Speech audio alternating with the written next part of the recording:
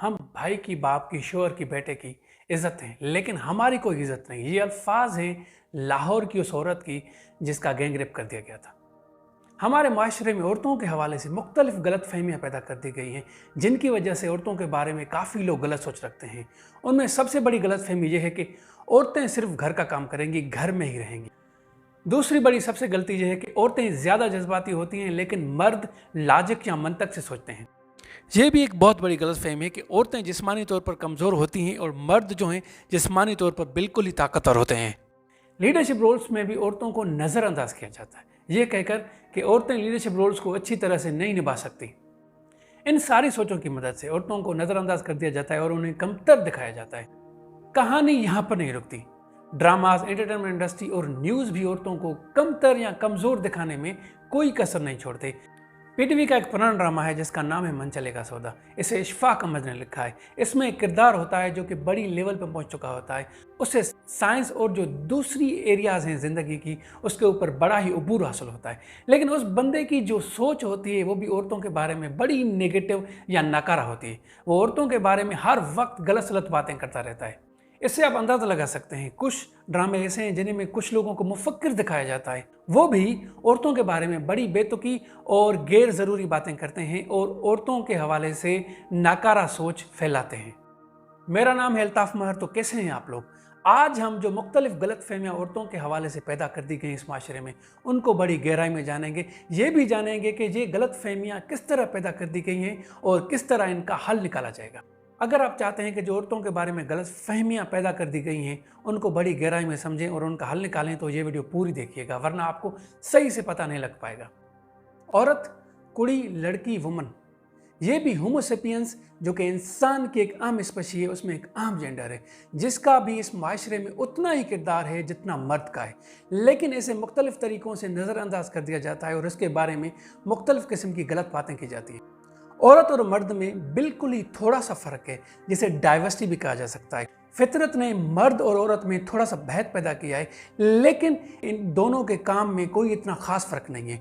छोटा सा एक फ़र्क बताया जाता है, वो ये है कि औरतें बच्चे पैदा कर सकती हैं लेकिन मर्द बच्चे पैदा नहीं कर सकते, जबकि मर्द और औरत दोनों बच्चों को पाल सकते हैं। फितरत ने यह जो डाइवर्सिटी बनाई है मर्द और औरत की, इसका ये मतलब नहीं है कि कोई कमतर है, कोई बेहतर है, लेकिन इसका मतलब ये है कि दोनों बराबर हैं। ये जो डाइवर्सिटी है औरत और मर्द की, ये फितरत ने इसलिए बनाई है ताकि कोई हायरार्की ना बने, लेकिन ये डाइवर्सिटी खुद एक खूबसूरती बन जाए जिससे माशरा और बेहतर हो और तरक्की की तरफ चल बढ़े। यहाँ पे सबसे बड़ा मसला है कि हम इंसानों ने हायरार्कीज़ बनाई हुई हैं जहाँ पे औरत को कमतर समझा जाता है और औरत के हवाले से बहुत गलत बातें की जाती हैं।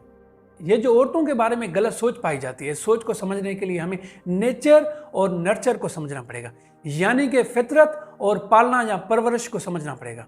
साइंस के हिसाब से जब कोई बच्चा माँ के पेट में होता है, जब वो 6 या 7 महीने का होता है, तो वहाँ से वो लर्निंग यानी कि सीखने का अमल शुरू करता है। कुछ अल्फाज उसी वक्त वो बच्चा सीखता है। जैसे ही बच्चा माँ के पेट से पैदा होता है तो बिल्कुल ही फ्रेश होता है और उसकी लर्निंग यानी कि सीखने का अमल बड़ा ही तेज़ होता है। जो कुछ भी उसके सामने गुजरेगा उससे वो बहुत ज़्यादा सीखता है। यहाँ पर घर, आस पड़ोस, यहाँ जो मुख्तलिफ एरियाज़ हैं वहाँ से बच्चे सीखते हैं और अपनी एक सोच बनाते हैं। आप किसी घर का मिसाल ले लें जहाँ पर एक बेटी है और एक बेटा है। आमतौर पर आपने देखा होगा कि जो लड़के होते हैं उन्हें ज़्यादा अहमियत दी जाती है, जो लड़कियाँ होती हैं उन्हें कम अहमियत दी जाती है। लड़कों को कहा जाता है कि आप ताकतवर हो और लड़कियों को कहा जाता है आप कमज़ोर हो, जज्बाती हो। तो ये जो इब्तिदा ऐसी सोच की बच्चे की 1-2 साल की उम्र से ही शुरू हो जाती है। वहीं से ही जो लड़की होती है या जो लड़का होता है उनके जहन में ये सोच बैठ जाती है।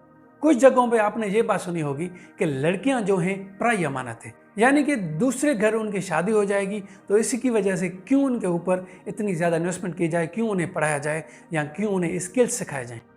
कुछ माँ बाप अपनी बेटियों को कमज़ोर समझते हैं। इससे ये मैसेज जाता है कि औरतें कमज़ोर हैं और जो घर में छोटे बच्चे होते हैं या लड़के होते हैं उन्हें भी ये समझ में आता है कि औरतें कमज़ोर हैं, ज़्यादा जज्बाती हैं। उसकी वजह से कुछ वालिदैन अपनी बेटियों के ऊपर ज़्यादा पाबंदियाँ लगाते हैं।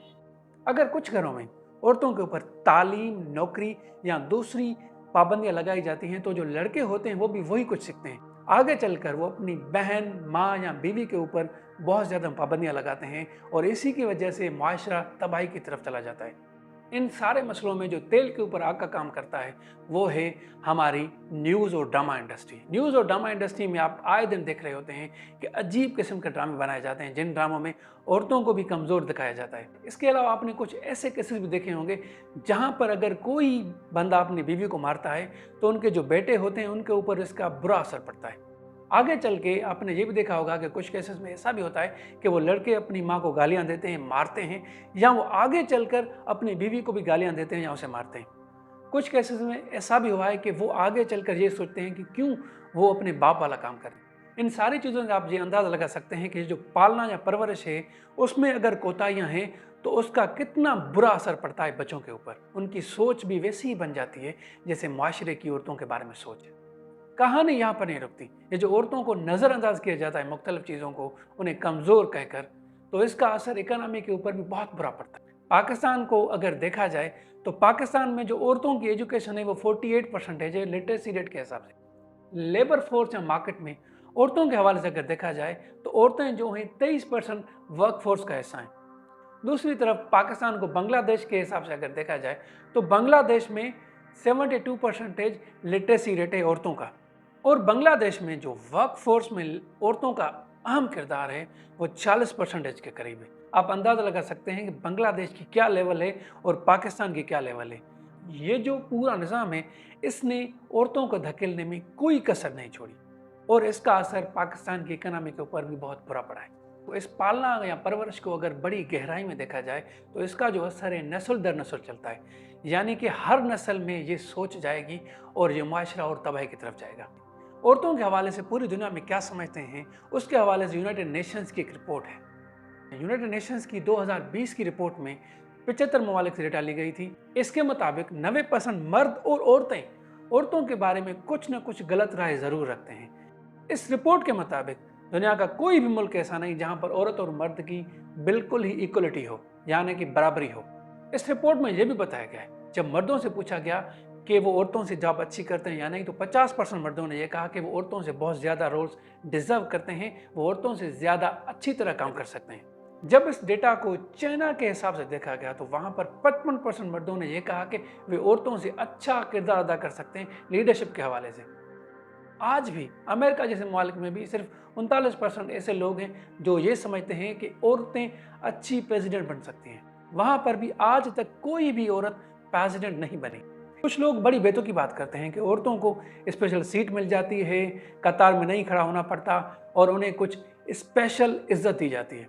जनाब आली, अगर औरतों को बुनियादी हुकूक मिल जाएं तो इन चीज़ों की औरतों को कोई ज़रूरत नहीं, वो कहेंगे भी नहीं इनके बारे में।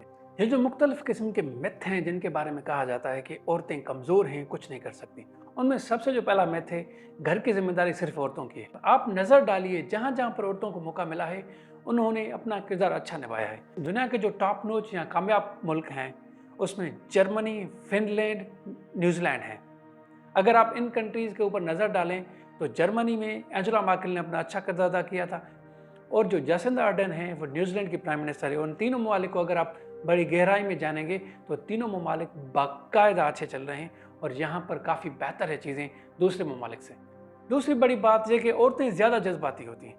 बुनियादी तौर पे हर इंसान जज्बाती होता है, लेकिन मर्द जो हैं उन्हें यह कहा जाता है कि मर्द रोते नहीं हैं, मर्द अपने इमोशंस या जज्बात दिखाते नहीं हैं, जिसकी वजह से इस चीज़ ने मर्दों के ऊपर भी बहुत बुरा असर छोड़ा है। औरतें रिलेटिवली ज़्यादा एक्सप्रेसिव होती हैं, औरतें ज़्यादा अपने जज्बात का दिखावा करती हैं, क्योंकि उनको शुरू से यही बताया जाता है कि तुम कमज़ोर हो, तुम जज्बाती हो।